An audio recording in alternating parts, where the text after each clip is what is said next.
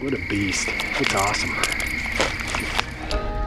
He's a big old brute of a deer. Holy cow.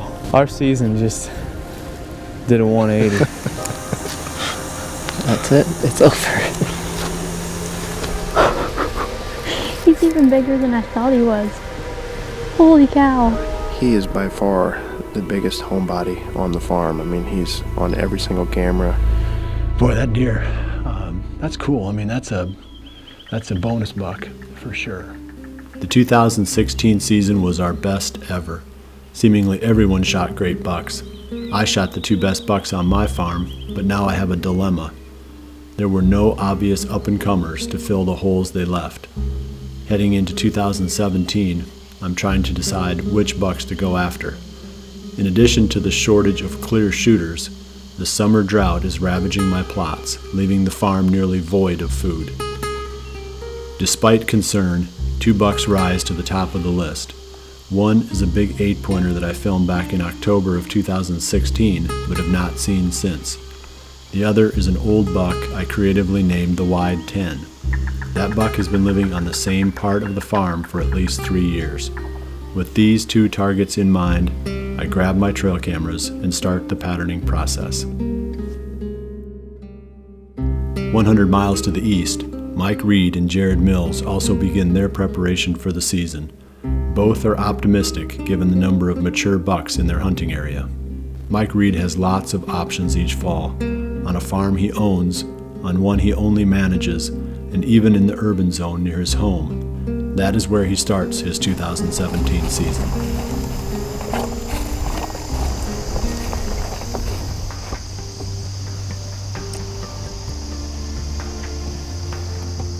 Well, it's Sunday, September 17th. It's the second day of the urban zone hunt. It's about 5:30 in the afternoon. I've been set up for about 30 minutes or so, and I'm not exactly where I wanted to be. When I went to the area I normally hunt, there was another hunter, so I just backed off a couple hundred yards and did a hanging hunt on this oak flat. It's nice this afternoon compared to yesterday. The high is about 70, and the air feels cool, so hopefully deer will be moving. There's a lot of activity in the neighborhood. You know, kind of got a neighborhood up to the east and one to the west. A couple hundred yards, you can hear a lot of people playing, which the deer are used to, but we'll see. I'm not used to this spot. This isn't exactly how I would predict the deer to move, but I think with the acorns all over the ground, I might still get lucky. I'm just going to sit till dark and see if I can't have a doe come by.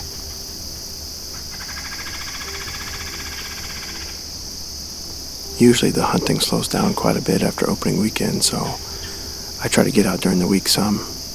And a lot of times I'm not fighting other hunters that way, so this is a public hunt, and there's at least 40 hunters that participate in the city, so there's not a ton of ground.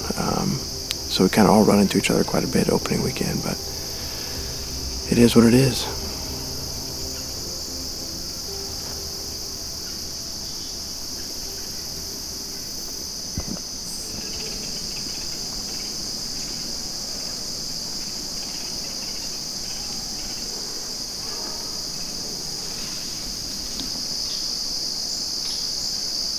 It was about 6 o'clock, and I just saw my first 2 deer. And they're just kind of working their way across this oak ridge, feeding. And something spooked them, I'm not sure what. My wind is blowing down here into the bottom. And when they took off, they ran up to the back of the house where all the kids are playing, so. I also heard a deer sneeze or cough down here in the bottom, so I'm hoping in the next few minutes that the movement really picks up and I can get one at bow range. We'll see.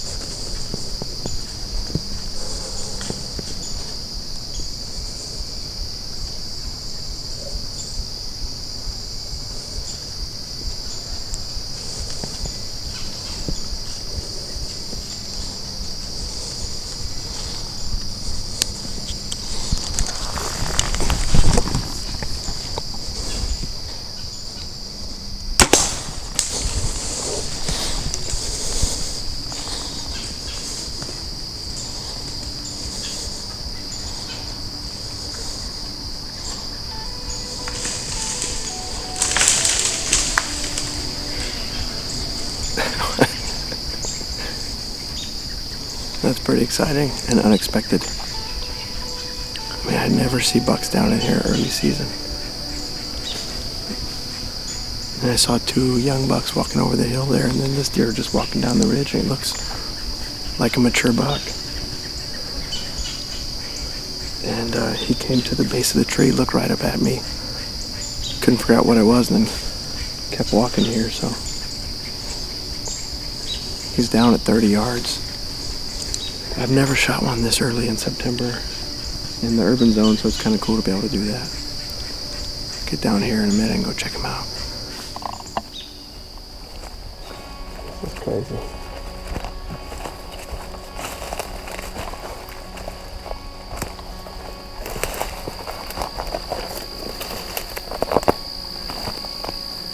Well, here he is. Nice urban buck. Mainframe 10 with a little extra point at the base of his right G2. Good browse. Pretty cool to shoot a buck this early. This was a impromptu hanging hunt. I mean, I just kind of picked an easy tree and was hoping that I'd get a doe out of it, so there wasn't a lot of scouting or preparation or stand site picking based on knowledge of deer movement, but pretty cool to have him come right to the base of the tree and give me an easy shot. Ran about 30 yards and fell over. I'm really excited. It's fun to get a buck down this early on September 17th. Good optics are critical to bow hunting success. Mike Reed used his Nikon Monarch binoculars to identify the source of movement that turned out to be 2 young bucks. Keeping his attention focused in that area, Mike was ready when a mature buck followed shortly after. With its heavy foliage and dark timber conditions, early season hunting requires a sight with bright aiming points. On this hunt, Mike Reed chose the Fuse Cybex single pin slider because of its super bright, long coiled fiber and its super accurate single pin set dead center in the housing. Hoyt has been a standard of the bow hunting community for more than a generation. Each year the company designs bows that are more accurate and more dependable than the year before. Redworks is their most recent offering to carry on this legendary standard. For more than 40 years, Wasp Archery has been making durable and dependable broadheads. They set the standard for the industry when they invented the first replaceable blade broadhead in 1972. This family-owned brand is built on a generation of innovation and continues to be made right here in the United States. Wasp offers a broadhead model for every style of bow hunting. Check them out at wasparchery.com. By the time October rolls around, I'm chomping at the bit to go after the wide 10. He has been consistently showing up on my camera during legal hunting hours. Unfortunately, my enthusiasm gets the better of me, and I push a fickle wind and spook a field full of does. The wide 10 is a no-show. Frustrated and discouraged, I head to a different stand the next evening, hoping to shoot a doe. So we're trying to manage our impact at a time when we're still hunting. I'm in the tree stand the next night now. This is the night after my fiasco on the wide 10. It's just a doe hunting mission. We picked a spot that we didn't feel like our impact was going to make any difference to the long-term outcome of the hunting season. This is close to a bedding area. They step out in here with plenty of daylight. I mean, we've got 2.5 plus hours of daylight left, and these deer have been out here for 20 minutes already.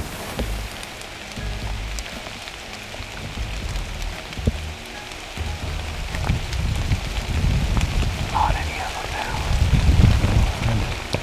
Let me see how far that one is. 35. Oh, God. The one that's right on the edge of the trees? Yeah. The other? Yeah.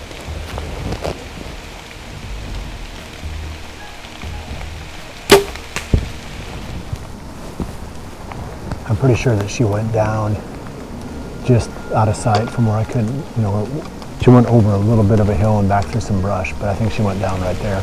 It looked like a good hit.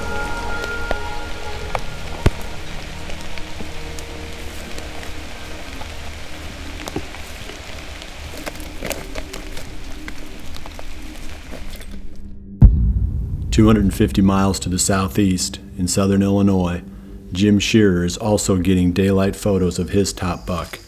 This is the event we all wait for during the early season, a buck on a daylight pattern. As soon as the wind is right, Jim makes an aggressive move. Matt and I are in here. We're hunting a buck. It's a nice 10-pointer, probably mid-140s. And he's been on my camera very consistently. Yesterday he showed up at 4 p.m. very, very early, so it's a little bit before 3 right now. We got in the stand without spooking any deer, so I'm pretty confident that we're going to see something this evening.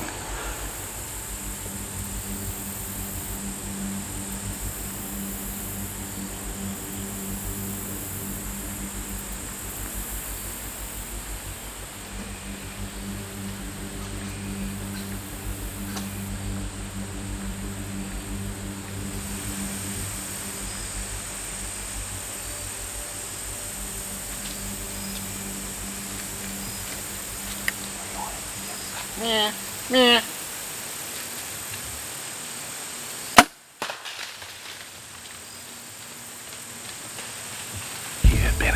He went in to the thicket, and we thought he was gone. A deer actually snorted somewhere over in that area. I was hoping he would come back out, and he did. It's been like a half hour. We're gonna give him a few minutes and get down and go ahead and see what the arrow looks like and the beginning of the blood trail. That was exciting.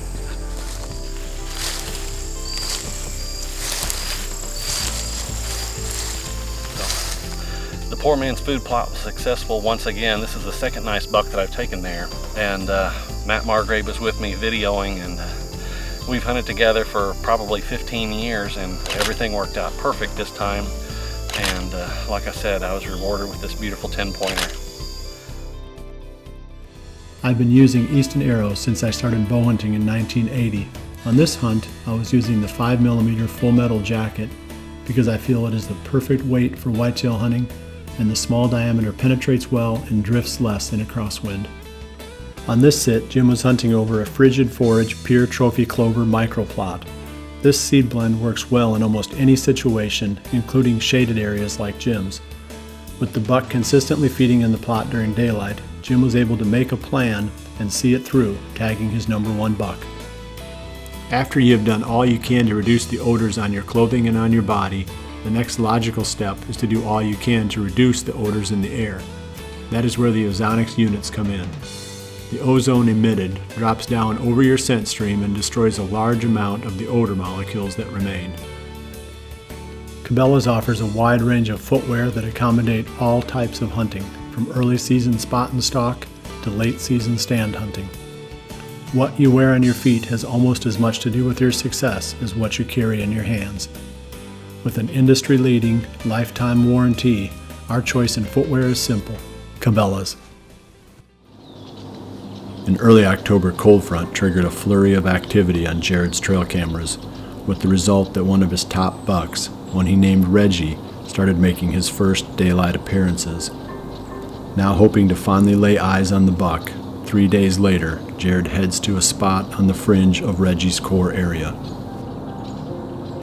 Well, it's the morning of October 13th, and Josh and I are settled into a spot that we've had a lot of good sits together over the years. The buck in particular that we're going in after in this spot is Reggie Jackson, Mr. October. So far he's been pretty active in this plot, and especially in the mornings, which is the main reason I decided to come in here. He's a deer that past 2 years I've had pictures of him basically from July and August through about mid-October, and then he's gone until the following July and August. So that's happened 2 years in a row. Obviously we're getting close to that mid-October time frame, so it'll be really interesting to see what he does as a 5.5-year-old, if he decides to stick around longer or not. So we'll see what happens. Gonna sit back and wait for the deer movement to pick up.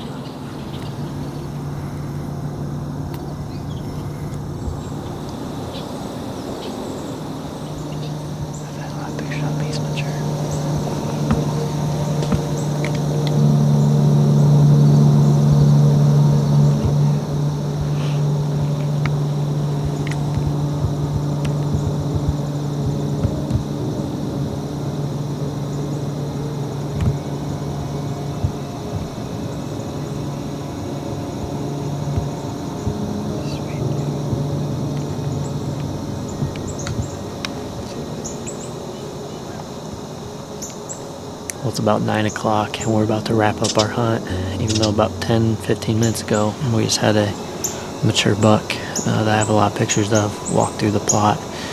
He's a deer that's been hanging out quite a bit with that buck I call Reggie, but it was cool to see him. Probably halfway through the hunt, we could hear a deer thrash in a tree and could hear it paw on the ground. And I could just get small glimpses through the pines of two bucks kind of sparring and grooming each other for a little while. Cool to see a buck up on his feet around 9 a.m. on October 13th. So we're going to start packing things up and head down and potentially make a game plan for either later today or tomorrow.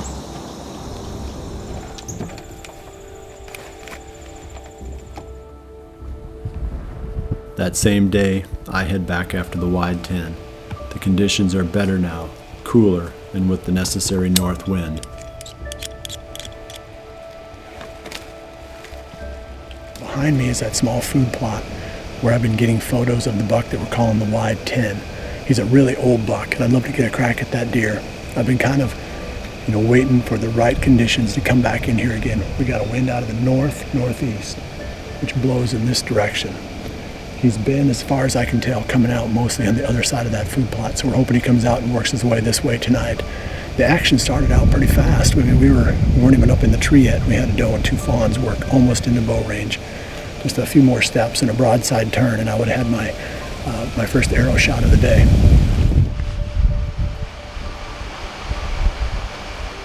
"40 miles to the west, Caleb and Taylor Byers are also into their season. It will be hard to top the giant buck Caleb shot in 2016, but amazingly, he knows of one that is even bigger. Playing his cards close to the vest, Caleb is quiet about his number one buck, a deer he calls the goat. This buck is a long shot, rarely appearing in Caleb's hunting area. As they wait for the goat to make his first appearance on the trail cameras, Caleb and Taylor take advantage of the same cold front I am hunting, focusing on another great buck, one that they saw 3 days earlier. Well, we're hunting a redneck blind tonight that we normally don't even hunt until late season. We leave the crops right here in front of us. We hunted directly over my shoulder the other night, and we had Gimp come out, and he bedded in this draw that kind of runs along here. So, there's definitely a good shot that he could come out of this draw and work his way right to this ryegrass, because it's the most tender thing on the farm right now. So I'd say he's our highest odds target, which really surprised me, because last year he was here for the summer and he completely moved. So I'll quit rambling on and we'll get quiet here, and hopefully it's a good evening. Dude, there's a buck right here. I think it's Gimp.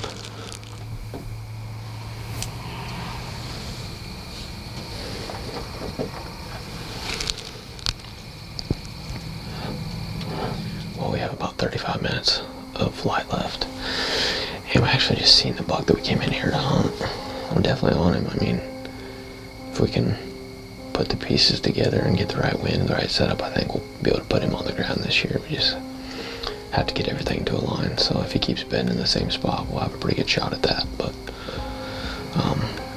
it's been a good sit overall. We've seen several deer, and like I said, we got 35 minutes left. So hopefully, with a little luck, he'll end up coming right along this edge and present us with a shot. So we'll see what happens then.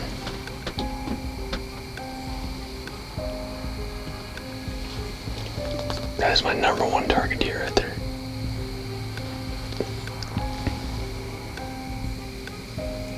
This happens every year. The day before muzzleloader, we have two bucks in muzzleloader range. The top two on the farm. That is a legend right there.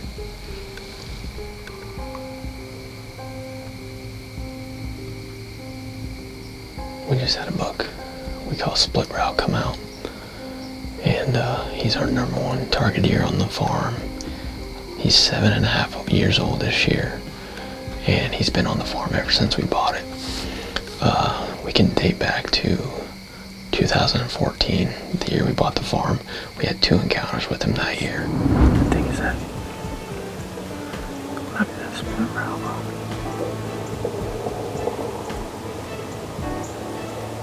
Yeah, it says split brow bug. I don't think he's as old as I thought he was. Yeah. I'm not gonna shoot him. Yeah. The following year, when he was 5, I actually shot this buck and hit him high. He dropped about a foot, and I ended up hitting him in that dead zone. Never recovered him. Obviously, he's healthy as can be. 2 years later now, we see him again. We never laid eyes on him last year, and I hunted him every chance I got, right in this exact same spot late season. It was a great night, and I feel great about seeing 2 of our target bucks. No, we weren't able to put any of them on the ground, but the observation set was definitely a success, and we might be right back in here come muzzleloader season. Versatility is one of the most important features of a good food plot seeder. It must be able to plant a wide range of seed sizes at a wide range of rates and place them in the ground at the correct depth for each application. The RTP Genesis is ideal in each of these regards. Versatility is one of the things we like most about this seeder. No one really thinks about mobility in their ground blind until it is too late. Having a good seat that allows you to pivot quickly and quietly to cover any window in the blind is a definite asset. That's why we use the redneck blind chair in all of our ground blind hunting. Staying comfortable and hydrated through long, sweaty days requires a class-leading cooler, one that can take the abuse of life in a pickup bed and still hold ice for days. That is why American-made Grizzly coolers go with us on every scouting trip. There are only 3 ways you can get busted in a tree stand. The deer can smell you, hear you, or see you. To reduce the chances of being seen, we wear the best camouflage we can. Realtree's open patterns perfectly blend into the hardwood timbers that we hunt. Back on my farm, the action is starting to heat up. Maybe there's a buck behind her. There's a buck right here. See it?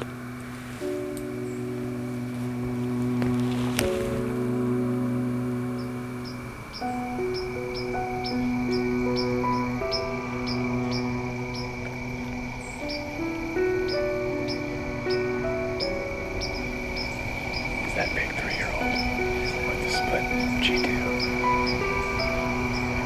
He's gonna look really good in a couple of years.